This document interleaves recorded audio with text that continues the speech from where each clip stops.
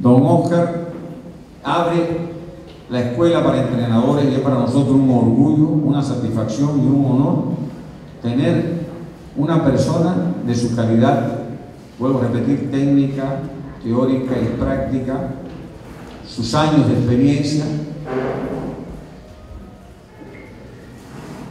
A don Oscar lo conocen ¿cuántos países? Una buena cantidad de países. Para que ustedes tengan un ejemplo, hay una institución, la Casa Global del Deporte, ¿no? O del entrenador, que radica en Londres. Y con los Juegos Olímpicos de Londres invitaron a 12 personalidades del mundo para dar conferencias magistrales. Don Oscar fue uno de los invitados. Ha participado en su país de origen y en otros países de Latinoamérica y del mundo en preparación de programas para el desarrollo del deporte. Su vida deportiva la empezó como deportista de atletismo, como lanzador o impulsor de bala. Dicen que fue bastante bueno, eso no me consta, no he ido a los registros, pero es entrenador de deportistas de atletismo, es entrenador de veleristas, tiene un velerista uruguayo que lo llevó a diploma olímpico, octavo en el mundo, en láser o laser, como ustedes lo quieran pronunciar. Pero para mí la satisfacción más grande que tengo de presentar a don Oscar Gadea, fíjense que yo le he dicho títulos, él tiene una anécdota que yo le voy a pedir que en algún momento lo diga acá, porque es una anécdota espectacular. Quiero que sepan que lo conocí ayer y me parece conocerlo de toda la vida. Habla el mismo lenguaje metodológico que ustedes han venido recibiendo en los 2 años últimos. Lo único que con mayor abundancia de conocimiento y mayor abundancia de elementos prácticos. Me permito presentar definitivamente al entrenador Oscar Gadea, para el cual quiero un fuerte aplauso.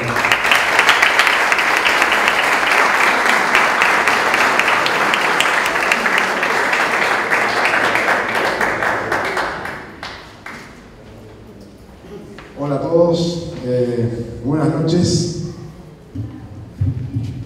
Le digo, cuando le abrazo a Couto, le digo, bueno, pusiste la varilla muy alta, pero está bien. Nuestra tarea como entrenadores es eso, es tener o poner la varilla, los objetivos cada vez más altos.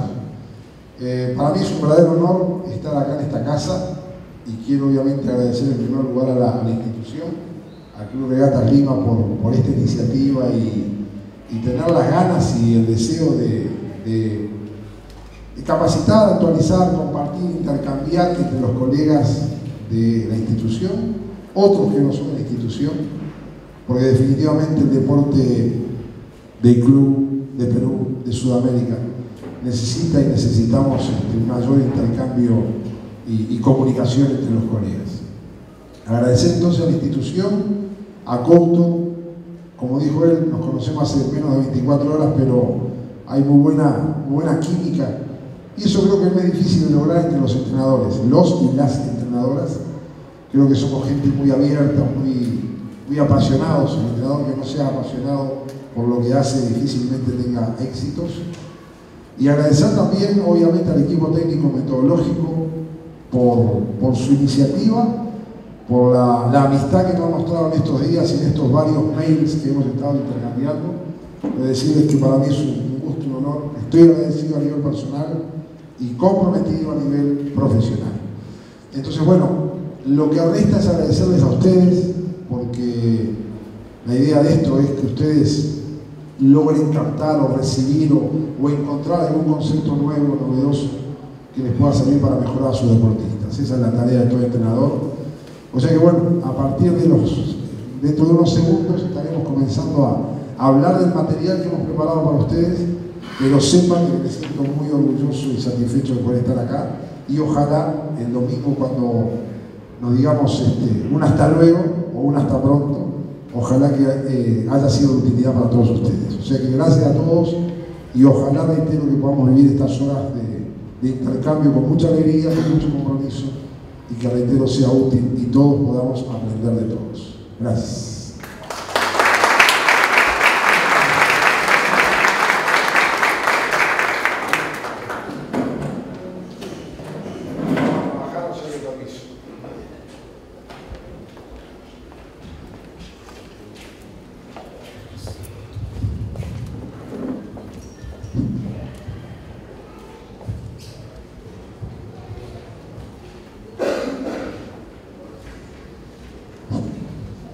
Bueno, vamos a empezar a trabajar, tenemos que ponernos un poco más cómodos.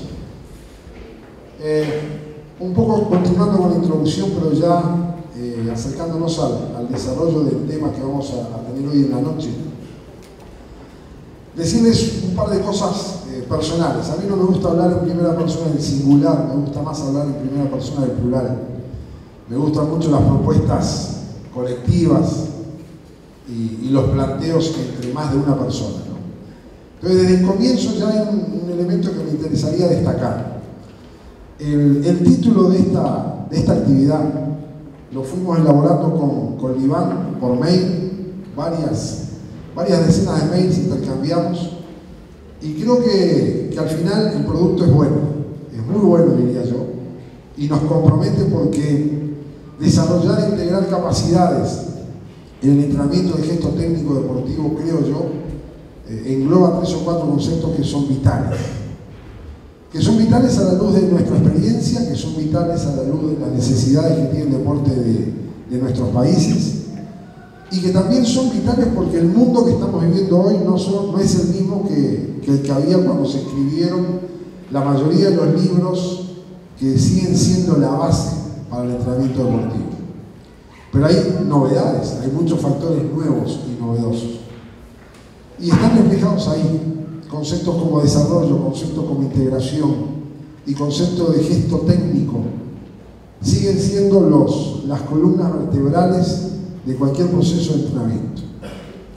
Que a veces no lo sabemos manejar o no nos adaptamos a todos los insumos nuevos que hay hoy en día y que a veces nos sorprenden. A mí me gusta decir que recibimos mucha información y poco conocimiento. El conocimiento lo tenemos que generar nosotros. La información está en todos lados. No todo lo que aparece en internet, no todos los libros y no todas las posturas nuevas sobre métodos, medios de entrenamiento son correctas o son utilizables por la realidad o en la realidad en la cual nosotros nos movemos. Entonces creo que desde el título, desarrollo e integración de las capacidades en el entrenamiento de gesto técnico deportivo, es para mí un concepto que nos permitiría seguir hablando de esto mucho tiempo y que además pone el acento en lo que es más importante, que es el gesto técnico. Sé por experiencia que muchas veces nos preocupamos más de las cargas físicas, cuánto hacemos, cuánto le damos, qué volumen, qué intensidad, pero muchas veces dejamos de lado que para cualquier deporte lo más importante es la técnica. Esta es síntesis de todo, ¿sí? Entonces la idea era hablar un poco sobre el sentido que tiene este título y todos los conceptos que engloba.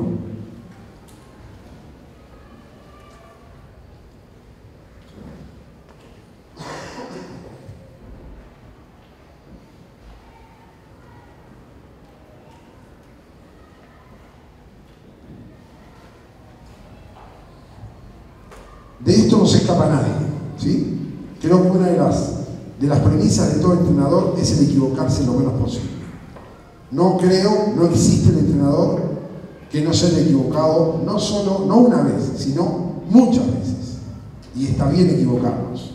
El tema es equivocarnos lo menos posible.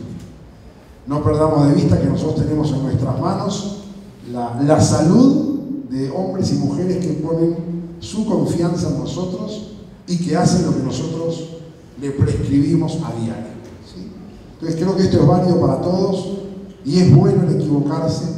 Habla de una persona, hombre o mujer, que intenta ir más allá de los límites el único consejo es tratemos de equivocarnos lo menos posible. Para ello, todo esto, y discutir permanentemente, y encontrar cada uno el método o el camino que mejor se adecue a sus conocimientos, a su experiencia, a las condiciones de entrenamiento y fundamentalmente a los deportistas con los que trabajan. ¿Cuál es el escenario hoy en día en el cual estamos desarrollando esta actividad y en la cual desarrollan ustedes su actividad como entrenadores día a día? ¿Cuáles son los hechos hoy en el mundo y que afectan directamente al entrenamiento deportivo?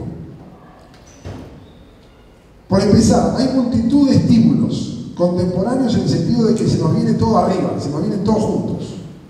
Hoy en día, cualquiera de los jóvenes con los que nosotros trabajamos hace no solo el deporte con el cual está cerca nuestro, sino que además se sube a la tabla de skate y desarrolla o estimula su equilibrio, y después aparecen las pelotas grandes, no sé si les llaman physio balls, las que se utilizan en pilates, y aparecen las medias esferas para desarrollar propiocepción, y aparecen las bandas TRX y también se pasan un par de horas colgados de las bandas TRX.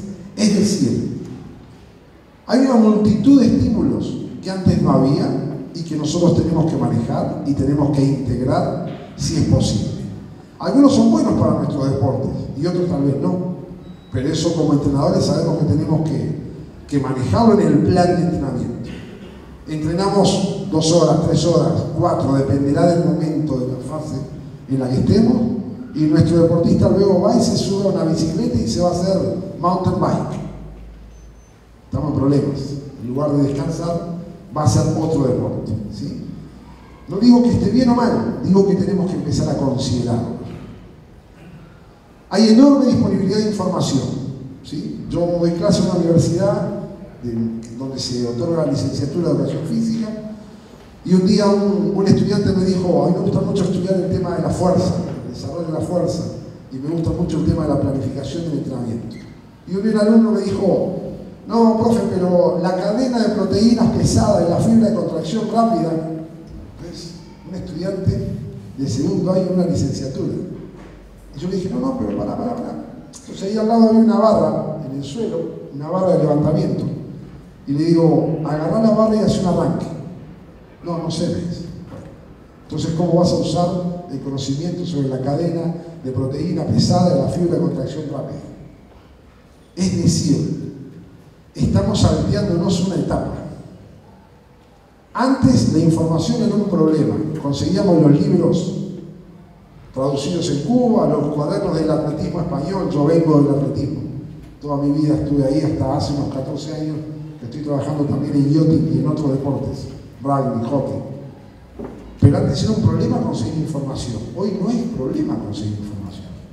Tenemos información de más, pero nos hemos salteado una etapa, que es procesar esa información. Entonces, esa disponibilidad de información no solo la tenemos nosotros, también la tiene el deportista con el que trabajamos. Y muchas veces te dicen: no, pero, profe, si Bolt hace tal cosa. Sí, pero Bolt hay uno. ¿Sí? O tal otro deportista de tal otro deporte, los que ustedes conocen, hace tanto. Bueno, pero eso también nos condiciona. Y tenemos que ir manejando esa información que ellos a su vez están permanentemente mirando y comparando e intentando aplicar. Hoy en día contamos con variedad de medios / modas de entrenamiento, y esto sí es complejo, y a veces nos encontramos con otros colegas que también están en su país o en otros países dando también charlas con la mejor intención, pero que a veces también se saltean alguna etapa. No nos olvidemos que lo único que nos permite manejar la información, los medios, las modas de entrenamiento y otras cosas siguen siendo los principios de adaptación. El ser humano sigue siendo uno y los tiempos de adaptación van a variar pocas semanas entre uno y otro. ¿Hay diferencias individuales? Sí. Pero los principios de entrenamiento siguen siendo por el momento unos 6 u 8, y se le pueden agregar algunos otros conceptos o premisas. Pero no compremos todas las modas o vamos a bucear un poco más y vamos a ver de dónde vienen o de dónde, cuál es su fundamentación hasta fisiológica, ¿sí? A mí me encanta la innovación, digo, me encanta la gente que hace propuestas innovadoras o superadoras. Si a mí me gusta, hasta por un tema político, uno no le puede decir nunca a nadie, eso está mal y lo que yo propongo está mejor. Hablemos elegantemente de propuestas superadoras. Vamos a superar lo que se hizo antes, ¿sí? Pero hay modas o aparecen medios o métodos o soluciones mágicas que tenemos que saber cómo utilizarlas, porque si mi deportista no está pronto para usarla, puedo tener problemas. O lo aplico en deportistas cuyas edades de crecimiento y desarrollo aún no habilitan o no permiten que se aplique esa nueva tendencia o esa nueva forma de trabajar.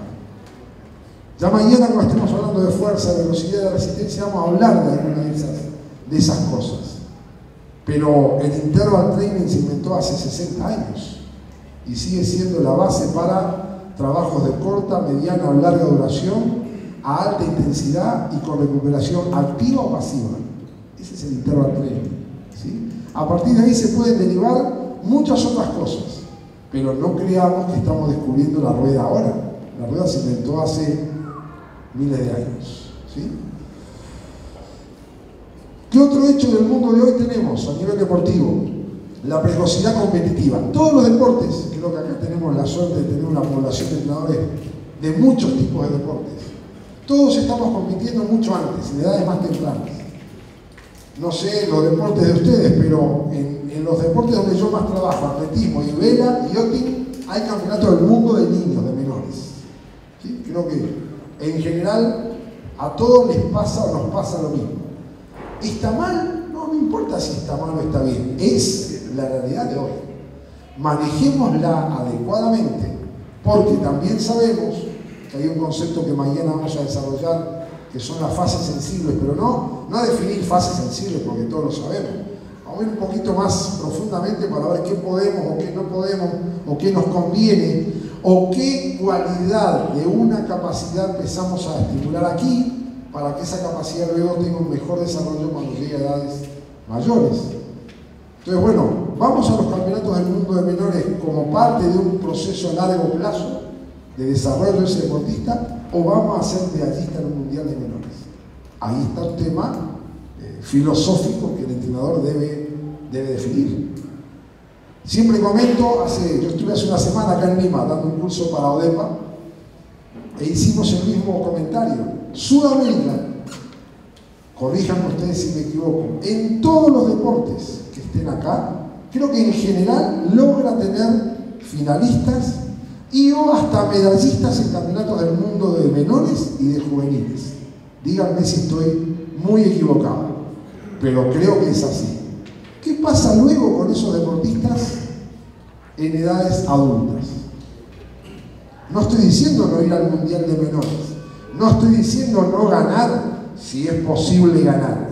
Lo que estoy diciendo es qué cargas empleamos para tener ese niño o esa niña finalista o medallista en un mundial de menores o juveniles.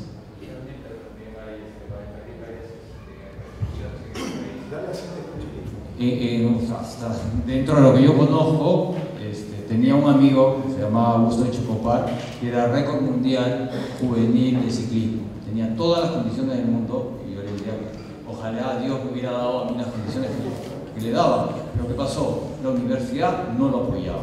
Acá en el Perú, o sea, sí, lo sacaban en el periódico, todo, pero no. Entonces decidió irse a Estados Unidos, comenzar a estudiar y seguir su carrera. O sea, a pesar de tener todas las condiciones en este país, no hay apoyo. Tu nombre es Alfredo. Agradezco a Alfredo su comentario porque me había olvidado de decirle, por favor, esto no es un monólogo, vamos a, cuando ustedes quieran, levantan la mano y comentamos, porque la idea acá es integrar, ¿sí?, aportes como los que hizo Alfredo. Gracias. Junto con esto, sobre o valoración del resultado, ¿sí? Me va de la mano con lo anterior, ¿sí? ¿Qué importancia le damos o qué relevancia le damos al resultado deportivo? Eso es un tema clave. Esto también produce una rápida deserción. La mayoría mayoría de los deportes, sobre todo el atletismo, es uno de los problemas que tiene a nivel mundial, la salida precozmente de quienes lo practican, y una desigual conceptualización. Cuando veamos estas siglas, eso significa desarrollo a largo plazo del deportista. ¿Sí? Aquí todos somos responsables de lo que ocurra. Los maestros de escuela, los que hacen educación física a nivel escolar, son responsables de que un niño o una niña caminen correctamente, aprendan a correr y a saltar, y no bajarle el techo a su posible desarrollo como deportista en la edad adulta. Yo no pretendo que una maestra de escuela entrene a nadie, pero por lo menos hay que darle elementos básicos para que los niños y las niñas de esa escuela caminen bien, tengan una buena postura, sepan saltar, como elementos mínimos, básicos e indispensables. Si un niño camina con los pies hacia afuera, no podemos pretender que corra bien. Punto. Está limitado en su velocidad de desplazamiento, no solo para cualquier deporte, sino para su vida, digamos, habitual o fuera de la actividad competitiva. Podemos seguir agregando hechos que ustedes conocen por su propia experiencia a la realidad de hoy, pero estos son algunos de los elementos que tenemos que considerar. ¿Cuáles son las premisas? Siempre antes de una conclusión tenemos que elaborar alguna premisa. Los resultados deportivos son consecuencia de procesos, siempre, eso es innegable, ¿sí? Los resultados que perduran, los que nos interesan, los que tenemos que intentar desarrollar, ocurren ¿cuándo? En edades adultas. ¿Sí? Más allá de que a este chico el periódico lo ponga, nadie le va a dar apoyo a un niño menor, difícilmente. A ti te interesa ganar un campeonato del mundo de ciclismo adulto, ese es el que vende. ¿Sí? Y esto ocurre en cualquier deporte, hasta en los deportes que dominan Sudamérica, el fútbol, sí, apareces en la tapa de los diarios, sí. Si vas al mundial son 15 de fútbol, pero lo que te interesa es llegar a la final en Río y en el próximo a Moscú, es así. El potencial físico, técnico, táctico, psicológico y su correcto desarrollo son los que establecen el nivel del deportista. El deportista es una unidad y se expresa como tal, y la técnica es síntesis de todo lo anterior. En algunos deportes todo influye de manera máxima, en otros deportes todo incide de manera óptima. Ahora vamos a ver cuáles. Pero solamente si yo tengo un desarrollo óptimo y o máximo de todas las capacidades condicionales, coordinativas y el aspecto psicológico, técnico y táctico y estratégico, yo voy a tener el resultado máximo que yo pueda lograr. Y finalmente, la organización moderna del entrenamiento deportivo exige al entrenador ¿qué cosa? Mezclar, manejar, hacer que interactúen de la mejor manera una enorme cantidad de variables que hemos estado mencionando ahora. Es decir, ya no es más tantos kilómetros, tantos kilos en las pesas, tantos metros en la pileta. Tenemos que manejar mucha más cantidad de variables hoy en día, gracias al aporte de conocimiento científico que tenemos que incorporar, pero que tenemos que además seleccionar muy bien. Entonces la tarea nuestra hoy es hacer que esa interacción tenga un efecto funcional, técnico, táctico, psicológico, que sea el mejor. Y vamos a las bases. Nunca podemos crecer si nos olvidamos de lo básico.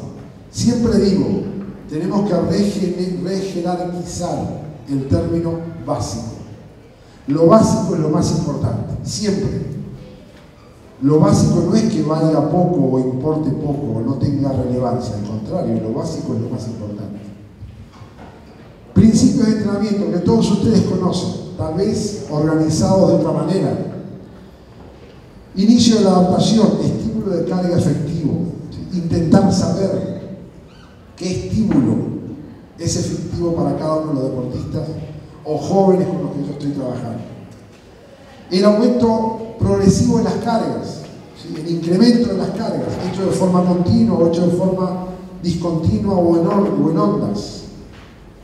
Ley de variación de las cargas, principio de variabilidad. Todo esto sigue siendo absolutamente válido y no hay manera de escaparle a esto. Es más, no tenemos que querer escaparle a esto. Tenemos que usarlo. óptima relación entre carga y recuperación. Esto es, como decimos en Uruguay, está en la tapa del libro, es establecer carga y dar el tiempo adecuado para la carga que establecí para generar recuperación, compensación y supercompensación. Continuidad y repetición. El entrenamiento es un proceso sistemático. Yo no puedo estar aplicando estímulos hoy y volver a aplicar estímulos dentro de 10 días. No existe posibilidad de mejorar de esa manera. Periodización o la organización de las cargas a lo largo de periodos, respetando el carácter fásico de la adaptación. Vamos a hablar de este tema nuevamente. Principio de individualidad, de especialización progresiva. Este es un elemento que tenemos que manejar con mucho cuidado. Creo que durante mucho tiempo nos hemos autolimitado con algunos conceptos que a veces vienen de afuera y los manejamos erróneamente. Yo, por ejemplo, no me gusta, no compro el concepto de la especialización temprana. ¿Qué es la especialización temprana? Es poner a un niño que tiene talento y le gusta y quiere hacer tiro con arco, esgrima, voleibol, atletismo, es decirle que haga otro deporte, o es introducirlo a ese deporte junto con otras actividades. Porque los deportes de equipo, sobre todo el fútbol y el básquetbol, cuando un niño es bueno, ¿qué hace? Y juega al fútbol todo el día, y juega al básquetbol todo el día, y se entrena así. Entonces, ese concepto un poco vago de especialización temprana nos ha llevado a que yo digo que especialización temprana es que no haga solo salto triple y que haga también vallas y martillo, y está bien, pero otro dice, no, yo lo saco de este deporte y quiero que haga otras cosas. Entonces también tenemos que empezar a pensar o a reconceptualizar algunas cosas. La especialización temprana que debemos evitar, ¿cuál es? Aplicar cargas o estímulos de entrenamiento unilaterales y ante todo de una intensidad que no se corresponda con la edad, fase, momento de crecimiento y desarrollo de ese niño o de esa niña. Porque cuidado, que cuando aparece un genio del violín, nadie le dice que tiene que ir a tocar el piano o la batería. Toca 8 horas por día el violín. Y eso no es especialización. Entonces, manejemos las cosas tal vez de otra manera y de repente el resultado puede ser distinto. Principio de interrelación reguladora. Esto tiene que ver con todo lo que vamos a ver hoy. Adaptaciones específicas o inespecíficas, objetivos primarios, secundarios. A mí me gusta llamarle también orientación predominante. Esto tiene que ver con las formas de organizar las cargas de entrenamiento en cualquier proceso sistemático y escrito. Entrando un poco más en tema ahora, aquí nos encontramos con una primera signo de interrogación. Tenemos deportes de muy distinto tipo acá, por suerte.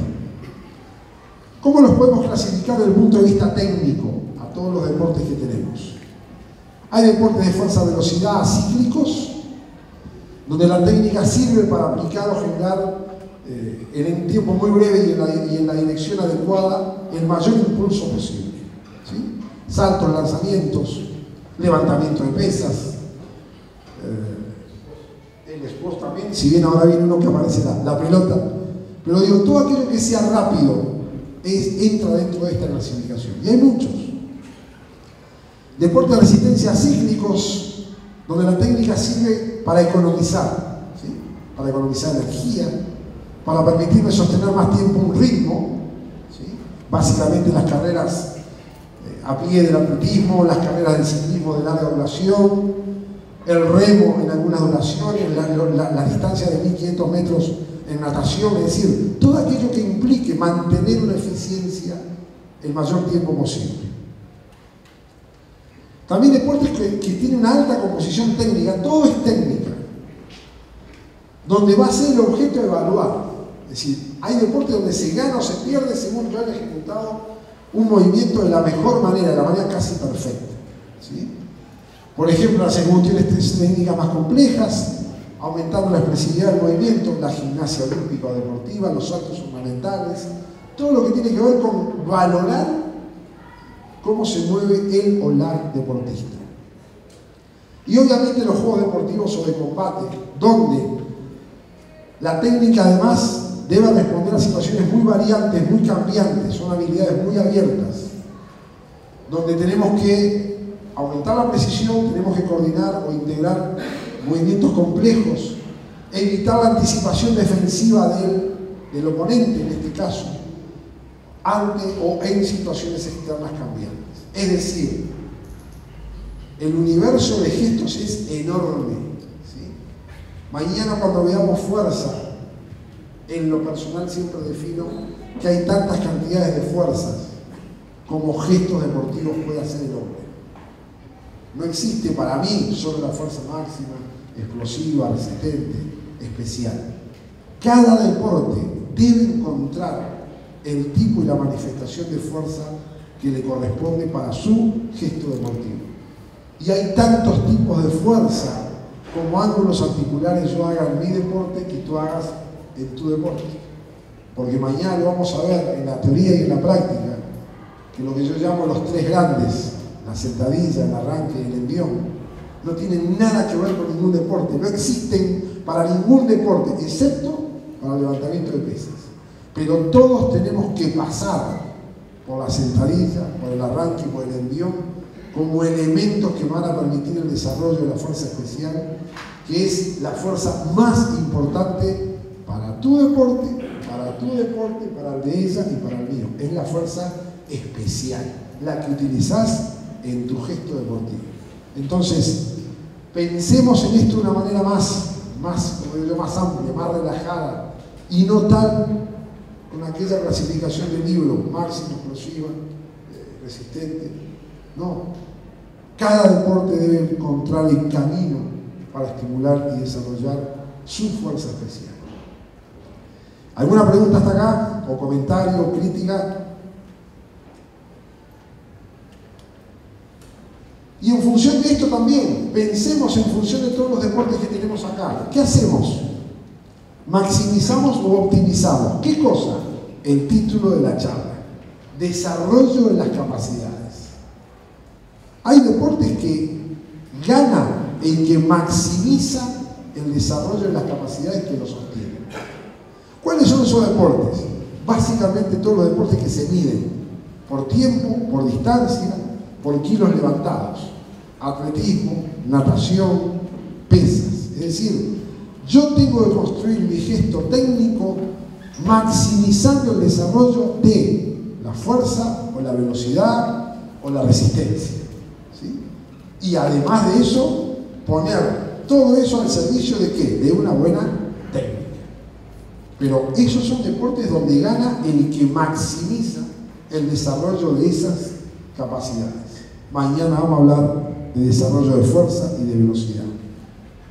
Y hay otros deportes donde yo voy a optimizar, es decir, yo me voy a apoyar en la fuerza, en la velocidad y en la resistencia, pero no voy a buscar un desarrollo máximo de alguna de ellas, sino que lo voy a desarrollar hasta el nivel óptimo para luego llevarlo al gesto deportivo en el rango de movimiento o en la duración que tenga ese gesto deportivo. Es decir, todos los juegos, deportes como la vela, etc., yo también tengo que optimizar fuerza, velocidad, resistencia, etc. ¿Cuál es la tendencia hoy? Muchos de esos deportes se están acercando a maximizar alguna de esas capacidades, ¿sí? Yo creo que hoy, a pesar de que hace unos 28 años nada más, yo creo que Maradona hoy no jugaba al fútbol. Porque a pesar de su maestría técnica y el arte que tenía, se movía a una velocidad que creo que hoy lo elude a un defensa y creo que lo vuelven a marcar 2 o 3 veces más. Es decir, la velocidad a la que se juega hoy es impensada hace 10, 15 años atrás. Y la velocidad a la que se realizan ciertos gestos técnicos muy complejos también. O sea, la gente, mi compatriota del básquetbol, vemos jugar los partidos de la NBA y más allá de la estatura, no, lo que impresiona que es la velocidad que le imprimen al juego. Y no podemos explicarlo como jugadores de 2.10, 2.15 son capaces de hacer un doble ritmo casi desde fuera del área y hundir la pelota. Es decir, ¿cuántos se desplazan en el aire? Entonces, pensemos que todos los deportes de rendimiento, tiempo, marca, maximizan, pero también pensemos que hoy en día hay muchos deportes que supuestamente van a optimizar, pero que se están acercando cada vez más al desarrollo extremo, por decirlo de alguna manera, de alguna de esas capacidades, ¿sí? Y hay inclusive dentro de un mismo deporte distintos ejemplos de esto, ¿sí?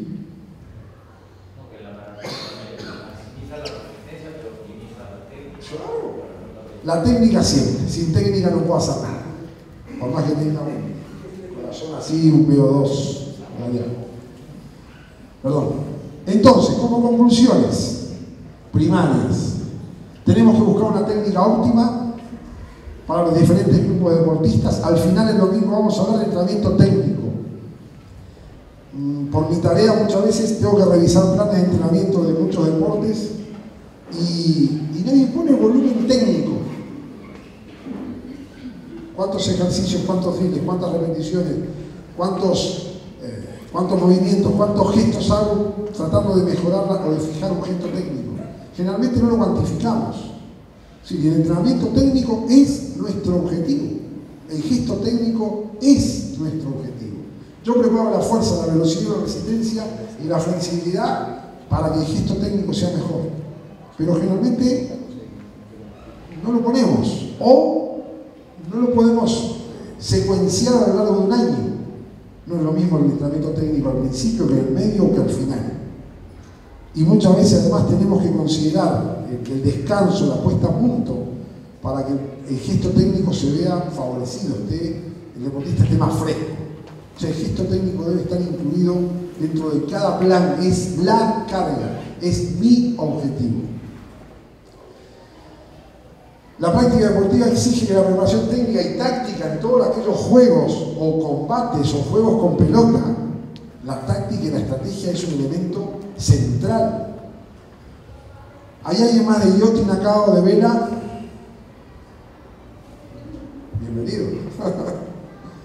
Cuando yo empecé a trabajar en vela en Uruguay en el año 2001, me sorprendió porque los entrenadores de vela de Uruguay los juntaban a los chiquitos de Optimis y les decían, vamos a hacer un teórico. ¿Y qué era el teórico? Le dibujaban en una pizarra la cancha de regata y le decía, bueno, si el viento viene de acá y la marea va para acá, ¿qué hacemos? Y los chiquitos dibujaban por dónde iban, ¿sí? O sea, ese desarrollo técnico, táctico y estratégico, ni que hablar de los deportes. Si yo no tengo la capacidad de procesar distintas alternativas, tácticas o cambios estratégicos, se me puede complicar. En un juego de deporte de equipo tengo que tener plan A, B, C, etc. Entonces, bueno, eso también forma parte del proceso. La preparación técnica deportiva es la forma más efectiva de solucionar una tarea motriz en correspondencia con rango de movimiento, leyes mecánicas, biológicas, las reglas de mi deporte. Y básicamente es el aspecto más específico del entrenamiento deportivo. Es lo que se denomina preparación técnica. Esto es de toda la vida. Y yo tengo que empezar a pensarlo más seriamente, porque al principio con niños de 6, 8, 10, 11, 12 años puedo estar incorporando los gestos técnicos básicos que luego le van a servir para su posterior desarrollo cuando es más adulto. ¿Sí? ¿Preguntas?